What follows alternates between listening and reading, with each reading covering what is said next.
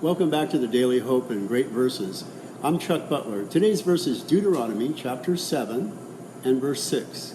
Here in what's called the second record of the law, Israel needs to be reminded once again exactly who they're supposed to be and how they're supposed to live. In preceding and following chapters, they are told what they are not supposed to do, like who not to marry, like how not to worship God, and how we must eliminate idols which are lifeless before they end up back on the altars of Israel. But right smack in the middle of all these warnings and exhortations is the beauty of today's verse, a reminder to Israel as to her DNA. In this case, I'll call it her definitive nature assessment. Definitively, here is what it says in verse 6. He set them apart to be a holy people, and God intends that for us.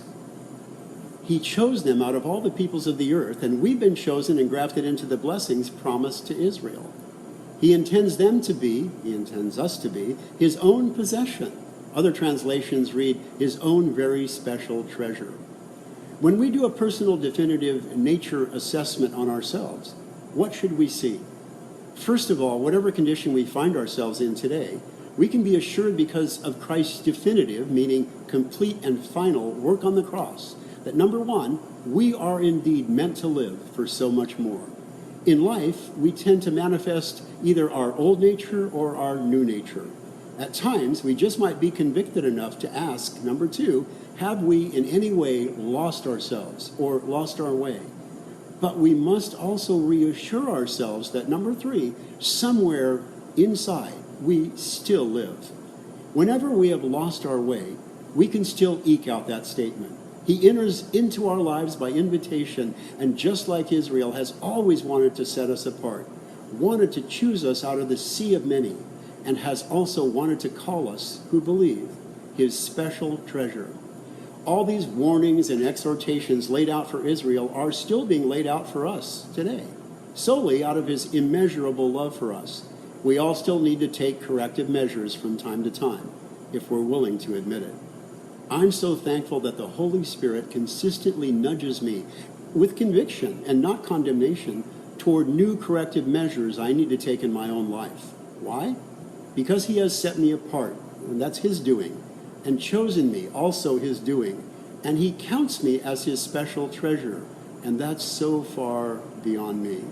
You see, he loved me first, way before I ever thought of him, and that continues to convince me that we, indeed, were meant to live for so much more.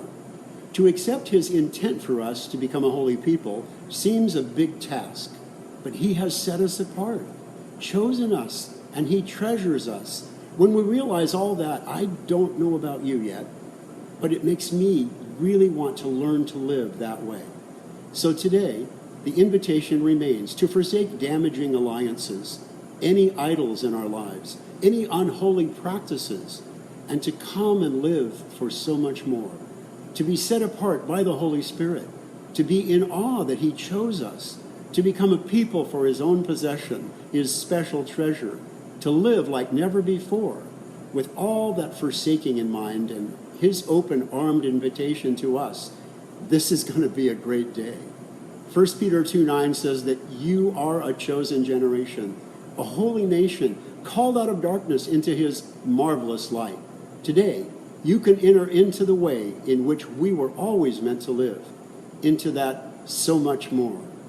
God bless you. Have a great week.